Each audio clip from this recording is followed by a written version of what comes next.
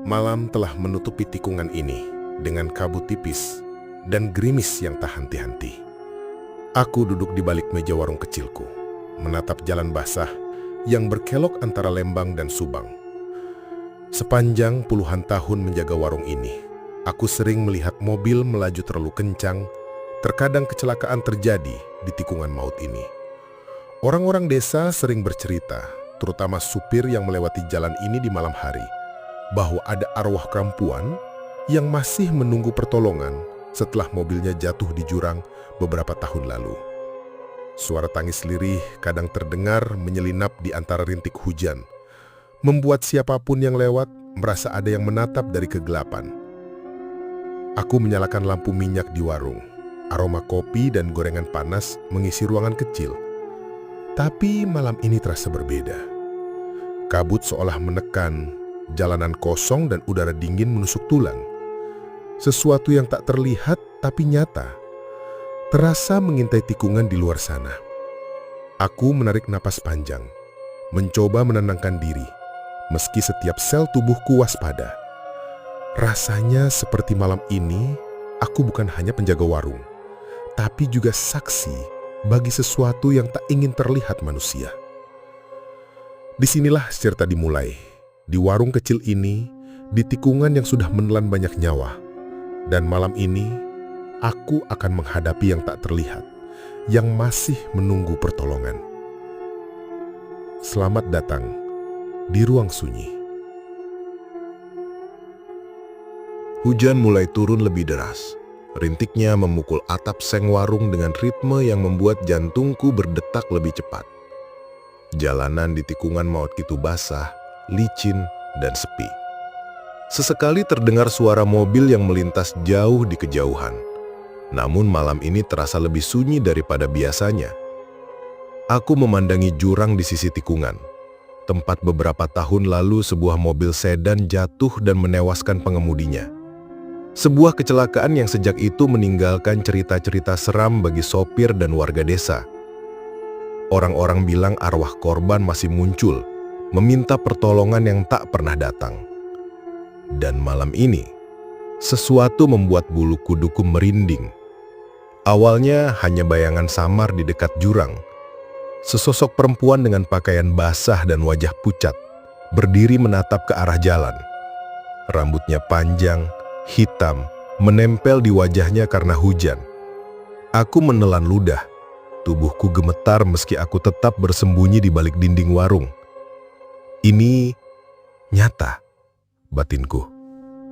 Dia bergerak perlahan seolah menunggu seseorang. Tangannya terkepal samar, menatap ke arah mobil sedan yang ringsek di dasar jurang. Aku tidak pernah sedekat ini melihat sesuatu yang tak bisa dijelaskan dengan akal sehat. Aku memutuskan untuk tetap di warung, tidak turun ke jurang. Perasaan ingin menolongnya bertarung dengan rasa takut yang mencekam. Aku menyalakan lampu minyak lebih terang, berharap cahaya hangat itu bisa memberanikan diriku, atau setidaknya membuat arwah itu sadar, aku bukan ancaman. Tapi arwah itu tetap menatap lurus, matanya kosong, namun memaksa perhatian. Tiba-tiba terdengar suara lirih dari arah mobil. "Tolong, aku."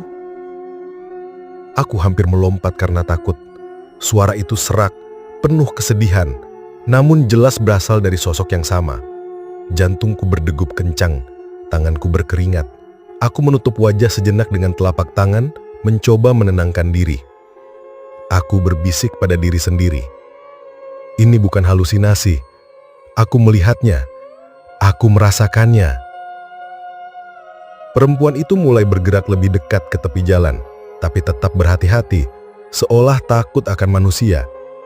Aku ingin memanggilnya, tapi aku ingat kisah sopir-sopir yang mendengar suara memanggil di malam hari dan hilang tanpa jejak. Kalau aku jawab, bisa bahaya, gumamku. Namun rasa penasaran manusia terlalu kuat. Aku mencondongkan tubuh sedikit, mencoba melihat lebih jelas. Tanah di dekat mobil tampak terganggu. Sebagian lumpur mengelupas seperti ada yang digali dari bawah. Rambut hitam panjang tampak menonjol dari tanah basah, bergerak perlahan karena angin dan hujan. Aku menarik napas dalam. Apa yang dia tunjukkan? Kenapa dia di sini? Perempuan itu menatap lurus ke arahku. Matanya seolah meminta pertolongan, tapi juga menuntut pengakuan atas sesuatu yang hilang. Kehidupannya. Aku merasa dunia di sekitar warung ini hening. Bahkan suara hujan pun seakan menahan nafas. Aku mengumpulkan keberanian, memutuskan untuk berbicara pelan. Aku bisa bantu. Tapi aku nggak tahu caranya.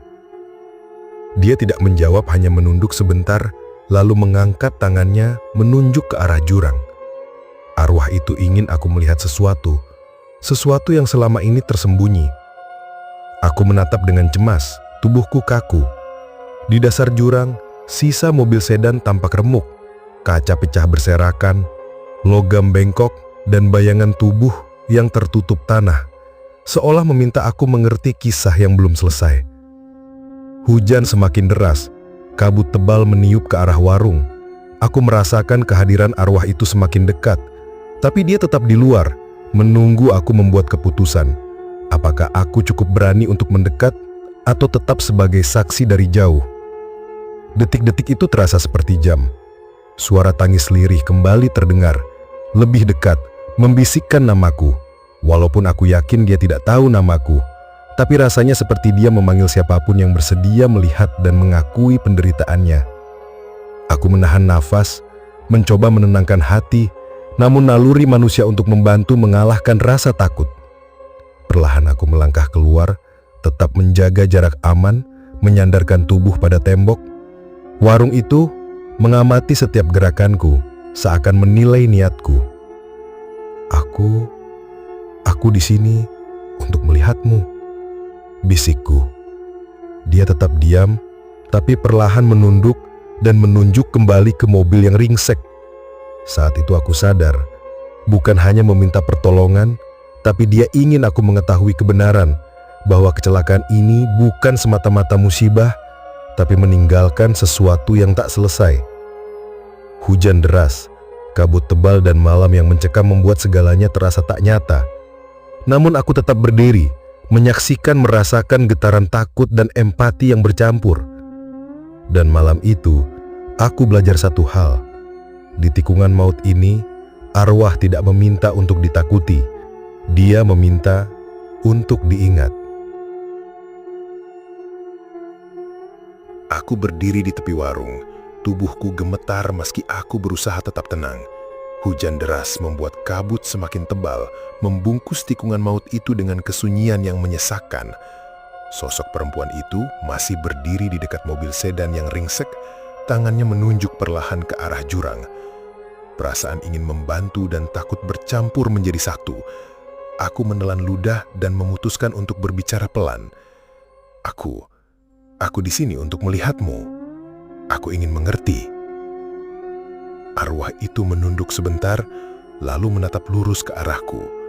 Matanya kosong, tapi ada sesuatu di dalamnya. Kesedihan yang dalam menuntut pengakuan. Aku merasa seolah semua kisah kecelakaan malam itu, semua rasa sakit dan ketakutan korban memancar dari sosoknya.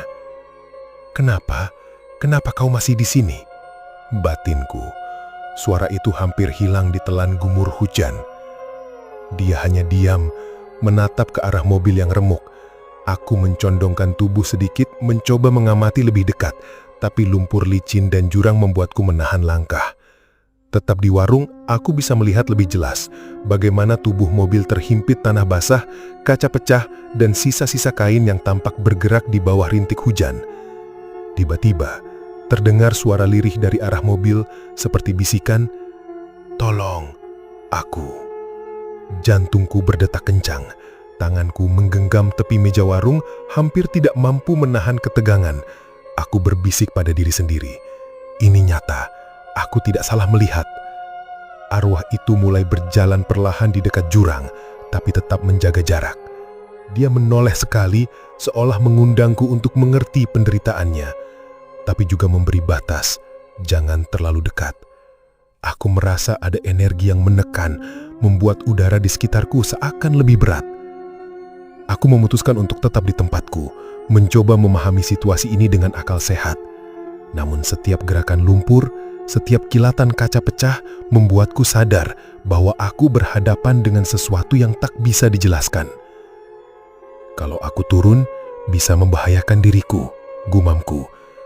Tapi rasa empati tidak bisa diabaikan. Sosok itu tidak menakut-nakuti. Dia memohon, memerlukan pengakuan atas penderitaan yang belum selesai. Aku mengambil napas panjang, menenangkan diri, dan menatapnya.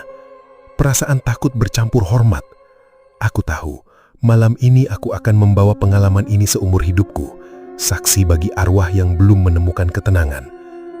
Perempuan itu menatapku lama, kemudian menunjuk ke arah mobil. Aku mengikuti arah jari-jarinya, dan seketika lumpur di sekitar mobil bergerak seolah sesuatu mencoba muncul dari bawah. Rambut panjangnya basah menempel pada wajah pucatnya, dan matanya tetap kosong namun memancarkan keputusasaan. Aku mundur beberapa langkah, tapi tetap dalam jarak aman. Setiap suara rintik hujan dan angin seakan menambah ketegangan. Dari jauh, aku bisa melihat sosoknya lebih jelas. Pakaian putihnya kotor, basah, melekat pada tubuh kurusnya. Dia bukan sosok yang menyeramkan dengan cahaya atau efek supernatural, tapi nyata, manusiawi dan tragis. Aku mulai berbicara lagi, lebih tegas. Aku di sini, dan aku melihatmu. Aku tahu kau membutuhkan pertolongan, tapi aku tidak bisa turun. Apa yang kau inginkan dariku? Arwah itu menunduk sebentar, lalu mengangkat tangannya ke arah jurang, seolah memperlihatkan sisa-sisa mobil yang ringsek dan tubuh yang tertutup tanah. Tanganku menggenggam tepi warung lebih erat, dan aku merasakan detak jantungku berpacu. Hujan semakin deras, angin meniup kabut hingga hampir menutupi sosoknya. Aku menatap tajam, mencoba mengingat setiap detail, rambut, mata, pakaian, dan gesturnya. Semua itu membekas dalam ingatan, memberi kesadaran bahwa malam ini aku adalah saksi bagi sesuatu yang tak bisa disangkal.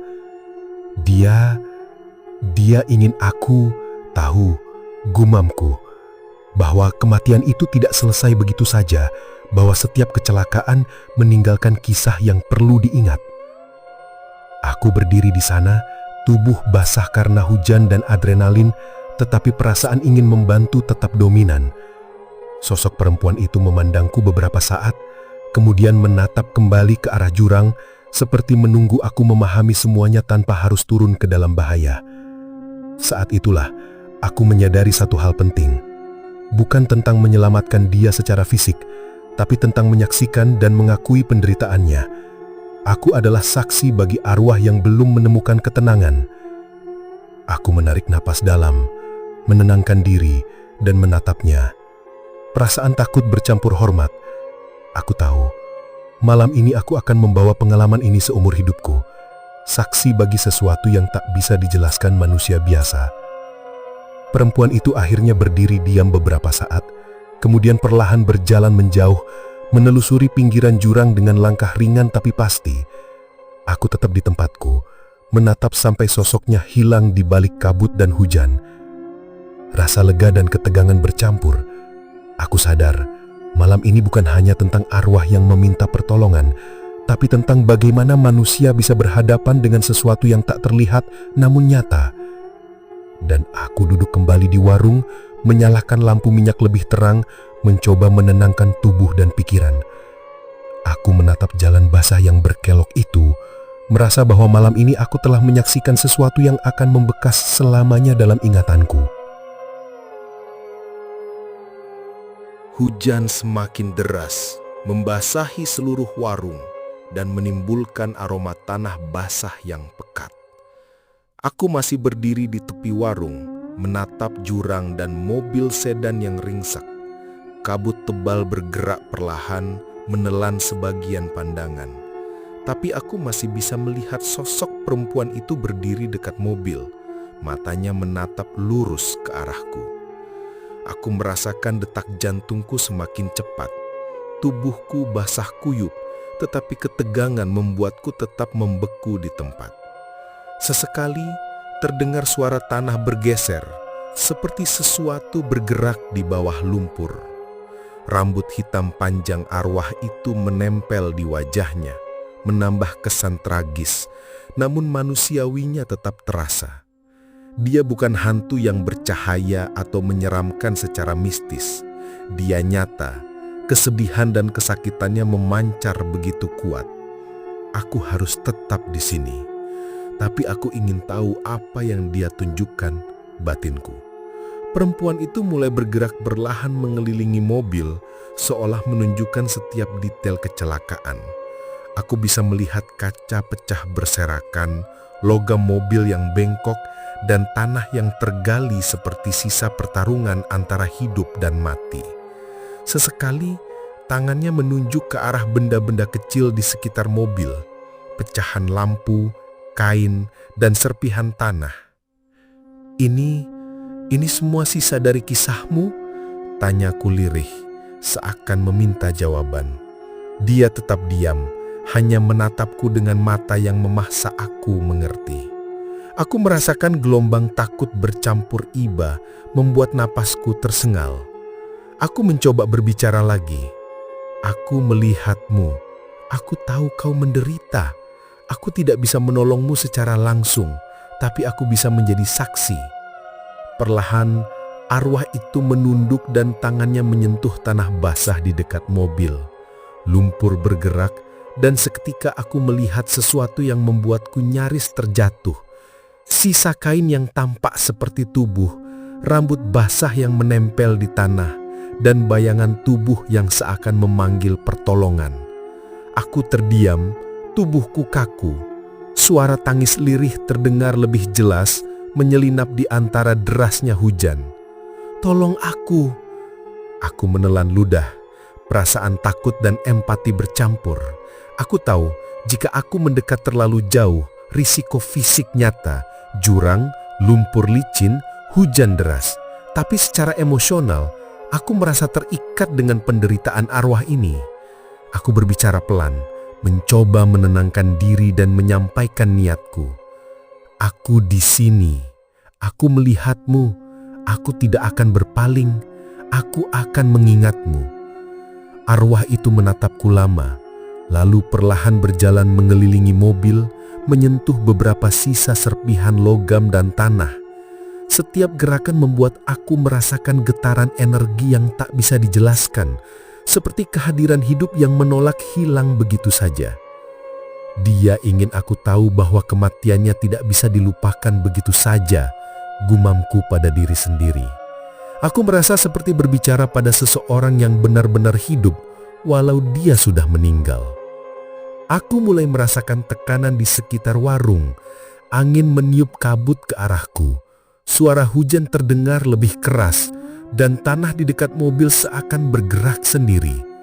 Sosok perempuan itu menunduk sekali lagi, kemudian menatapku, matanya menuntut pengakuan dan perhatian. Aku menarik napas panjang, mencoba menenangkan detak jantung yang semakin cepat. Tubuhku basah, tetapi aku tetap berdiri di tempatku. Aku sadar, malam ini bukan tentang menyelamatkan secara fisik, tapi tentang menyaksikan, memahami, dan mengakui penderitaan yang belum selesai. Perempuan itu lalu menunjuk ke arah jurang dan mobil sekali lagi, sebelum perlahan melangkah mundur dan menengok ke arahku.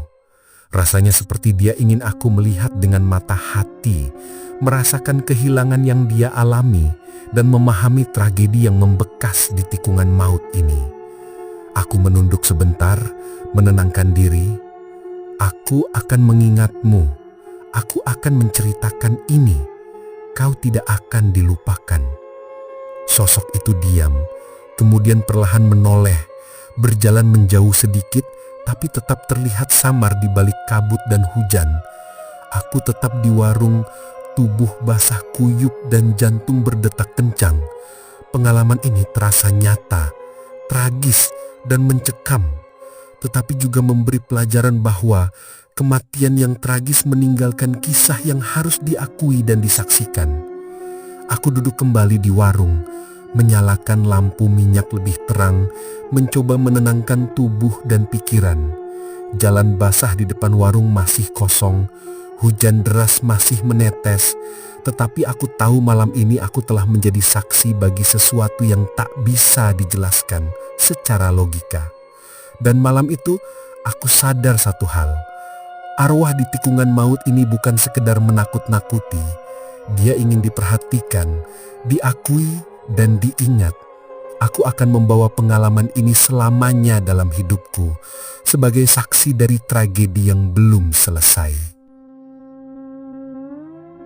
Hujan yang deras seakan tidak mau berhenti malam itu. Kabut tebal bergulung di sepanjang tikungan maut, menutupi sebagian jalan dan jurang. Aku masih berdiri di warung, tubuh basah kuyup, mata tak lepas dari sosok perempuan yang berdiri dekat mobil sedan yang ringsek. Setiap gerakannya membuat detak jantungku berpacu lebih cepat. Dia mulai bergerak lebih dekat ke tepi jurang, tangannya menunjuk ke arah mobil, lalu ke arahku. Aku merasakan ada tekanan emosional yang kuat, seolah arwah itu ingin aku benar-benar mengerti tragedi yang terjadi di tikungan ini. Suara tangis lirih terdengar lagi, kali ini lebih tegas, menembus derasnya hujan. Aku harus tetap di sini, batinku sambil menahan napas. Tetapi aku tidak bisa menolongmu secara langsung. Perempuan itu berhenti sejenak, lalu menunduk dan menyentuh tanah basah di sekitar mobil. Lumpur bergerak, menimbulkan bayangan seperti sesuatu atau seseorang mencoba muncul dari bawah. Rambut hitam panjangnya basah dan menempel di wajah pucatnya, menambah kesan tragis namun manusiawinya tetap terasa. Aku merasa ada ketegangan yang menahan napasku. Aku mencoba berbicara, meski suara hujan membuatnya hampir tak terdengar. Aku di sini, aku melihatmu, aku mengerti penderitaanmu. Arwah itu menatapku beberapa saat, matanya menuntut pengakuan. Aku merasakan gelombang takut bercampur iba, membuat tubuhku gemetar. Aku tahu, jika aku bergerak terlalu dekat, risiko fisik nyata, jurang, lumpur licin, hujan deras. Tapi secara emosional, aku merasa terikat dengan penderitaannya. Perempuan itu kemudian melakukan sesuatu yang membuat aku nyaris terkejut. Dia menunjuk langsung ke arah mobil dan menggerakkan tangannya seolah ingin menunjukkan sesuatu yang tersembunyi. Aku mencondongkan tubuh, mencoba melihat lebih jelas. Di bawah tumpukan tanah dan serpihan logam, tampak bayangan tubuh yang memintaku memperhatikan, tapi aku tidak bisa mendekat lebih jauh karena tanah yang licin dan kondisi jurang. Aku menelan ludah dan berbicara lagi, kali ini lebih tegas. Aku akan mengingatmu, aku akan menyaksikan ini, dan aku tidak akan berpaling.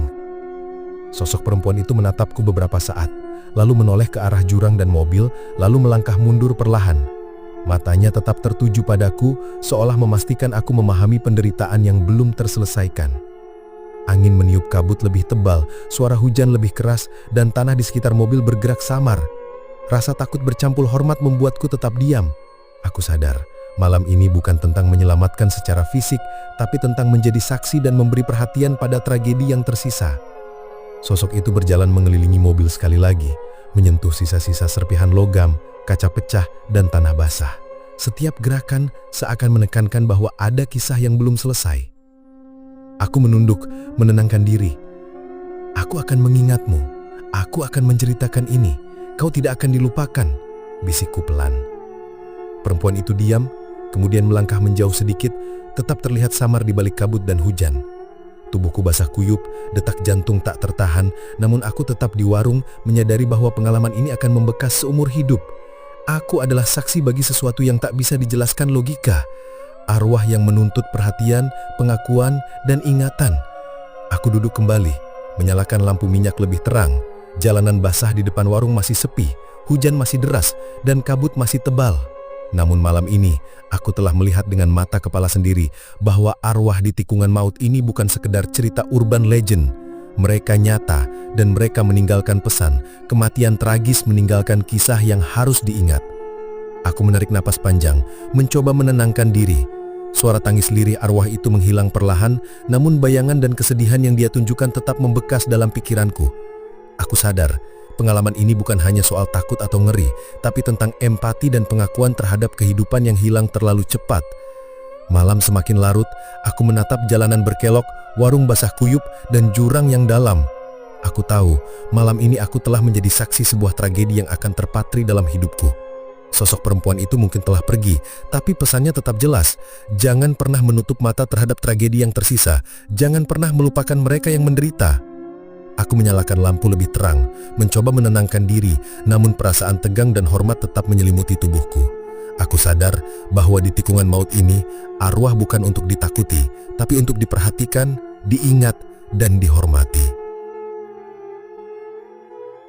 Hujan turun semakin deras, memukul atap warung dengan dentuman yang berulang-ulang. Aku berdiri tegap di pinggir warung, tubuhku basah kuyup, jantung berdetak kencang. Sosok perempuan itu masih di dekat mobil rengsek, namun kali ini ia tampak lebih dekat ke jurang, seolah memanggilku untuk memahami lebih dalam tragedi yang menimpa dirinya. Aku menarik nafas panjang, mencoba menenangkan diri. Aku akan tetap di sini, bisikku. Aku melihatmu. Aku tidak akan menutup mata. Perempuan itu menatapku lama, lalu mengangkat tangannya tinggi, menunjuk tepat ke arah mobil. Lumpur bergerak, serpihan kaca pecah berkilau samar di bawah cahaya lampu minyak. Rasanya seperti setiap detail tragedi ingin dia tunjukkan padaku, memastikan aku benar-benar memahami penderitaan yang dia alami. Aku melangkah sedikit maju, tapi lumpur licin dan jurang membuatku berhenti. Aku tidak bisa turun, tapi aku bisa melihat. Aku bisa mengingat, kataku. Suaraku bergetar meski mencoba tegas. Tiba-tiba terdengar suara lirih namun jelas. Tolong, jangan tinggalkan aku. Jantungku berdetak lebih cepat. Aku menatap sosok itu, merasakan kesedihan yang begitu dalam, hampir memaksa air mata keluar. Rambut hitam panjangnya basah, menempel di wajah pucat, dan pakaiannya yang putih kini kotor dan remuk oleh hujan. Tapi matanya tetap menatapku dengan harapan. Harapan agar aku memahami tragedi yang belum selesai. Aku mencoba menenangkan diri. Aku di sini. Aku melihatmu. Aku akan menceritakan ini. Kau tidak sendiri. Perempuan itu menoleh ke arah jurang dan mobil, lalu kembali menatapku. Gerakannya semakin mendesak seperti ingin menekankan, jangan hanya diam. Aku mencondongkan tubuh sedikit, mencoba memperhatikan setiap detail. Di bawah tumpukan tanah dan serpihan logam, aku melihat bayangan yang tampak seperti tubuh korban kecelakaan, seolah memintaku memahami penderitaan yang tersisa. Hujan deras, kabut tebal dan angin malam menambah tekanan yang membuat nafasku sesak. Aku menahan tubuhku agar tidak mundur, walau setiap detik terasa seperti berada di tepi batas antara takut dan empati. Dia ingin aku tahu, gumamku pelan, bahwa kematian itu tidak bisa dilupakan begitu saja. Bahwa setiap tragedi meninggalkan bekas yang harus disaksikan. Perempuan itu kemudian mendekat sedikit, namun tetap menjaga jarak aman dari jurang. Tangannya menunjuk ke arah mobil, lalu ke arahku. Aku merasakan gelombang energi yang aneh. Tak menakutkan secara mistis, tapi nyata, menuntut perhatian dan pengakuan. Aku menarik nafas panjang, mencoba mengendalikan detak jantung yang kencang. Aku melihatmu. Aku akan mengingatmu. Aku tidak akan berpaling. Perempuan itu menatapku beberapa saat, kemudian berjalan mengelilingi mobil sekali lagi, menyentuh sisa-sisa kaca dan logam yang remuk.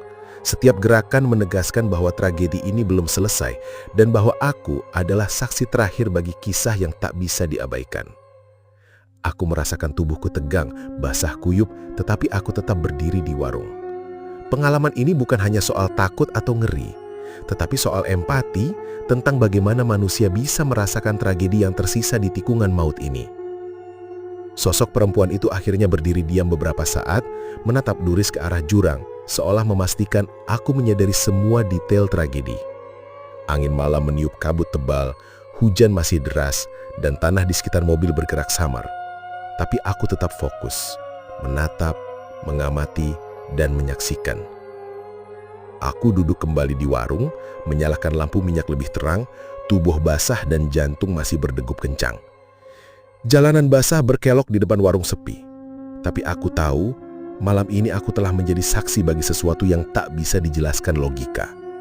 Arwah itu bukan untuk ditakuti, tapi untuk diperhatikan, diingat, dan dihormati. Perempuan itu menatapku sekali lagi, lalu perlahan menghilang di balik kabut dan hujan deras. Aku masih bisa merasakan kesedihan yang ia tinggalkan, tapi juga rasa lega. Malam ini aku menjadi saksi bagi penderitaan yang belum selesai, bagi tragedi yang harus dikenang.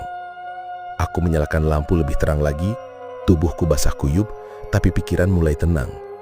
Aku tahu pengalaman ini akan membekas seumur hidupku, sebagai saksi arwah di tikungan maut yang meminta perhatian dan pengakuan. Malam ini bukan hanya soal takut, tapi soal menyadari dan menghormati kehidupan yang hilang terlalu cepat. Aku menatap jalan basah di depan warung, jurang, dan kabut yang masih tebal. Sadar bahwa malam ini aku telah melihat sesuatu yang nyata. Tragedi itu meninggalkan pesan. Jangan menutup mata terhadap mereka yang menderita, jangan melupakan kisah yang tersisa, dan selalu menghormati yang telah tiada. Hari-hari setelah ritual itu menjadi masa penuh ketidakpastian bagi Asep. Meski bayangan gelap mulai perlahan menghilang dari rumahnya, rasa takut belum sepenuhnya pergi. Ningsih membalik pada dirinya, tapi luka batin yang tertinggal membuatnya berbeda. Ada jarak yang sulit dijembatani, seolah jiwa mereka terpisah oleh dunia yang tak bisa mereka fahami. Asep duduk termenung di teras rumahnya, menatap jauh ke hamparan sawah yang basah oleh embun pagi. Ia sadar, kadang cinta saja tidak cukup untuk melawan kutukan yang sudah mengakar dalam darah dan takdir. Kalau kamu yang menonton cerita ini, pernahkah kamu merasa ada sesuatu yang tak bisa dijelaskan? Pernikahan yang seharusnya membawa kebahagiaan malah berubah menjadi mimpi buruk. Apakah kamu percaya dengan kutukan atau dunia lain yang tak terlihat? Sebuah pertanyaan yang tak mudah dijawab, tapi satu hal yang pasti, kisah Asep dan Ningsih bukan sekedar cerita mistis biasa. Ini adalah pengingat bahwa dalam setiap tradisi dan legenda ada kebenaran yang terkubur di baliknya. Dan kadang, kebenaran itu lebih menyeramkan dari bayangan apapun. Jangan ragu berbagi pengalamanmu di kolom komentar. Siapa tahu, kamu juga pernah merasakan hal yang sama atau punya cerita serupa yang belum terungkap. Ini bukan akhir, tapi perjalanan yang penuh misteri dan ketegangan. Nantikan kisah mencekam berikutnya hanya di Ruang Sunyi.